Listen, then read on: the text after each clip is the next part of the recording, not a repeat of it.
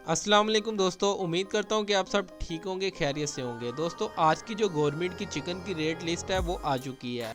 आज का ब्रायलर जिंदा रेट 348 रुपये है। ब्रायलर जिंदा परचून रेट 356 रुपये है। और दोस्तों ब्रायलर गोश्त जो आज हमें परचून की दुकान से फ़ी किलो मिलेगा 534 रुपये। और अंडे की पेटी का रेट 7710 रुपये है। और अंडे आज हमें किस रेट पर फ़ी दर्जन मिलेंगे? 261 रुपये।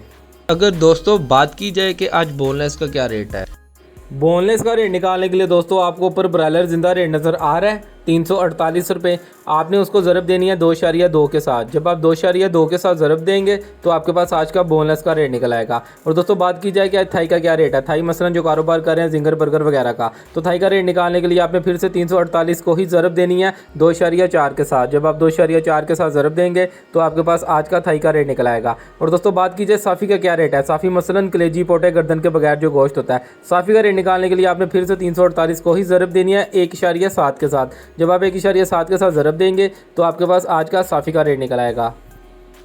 दोस्तों उम्मीद करता हूँ ये वीडियो आप सबके लिए बहुत ज़्यादा हेल्पफुल हुई होगी।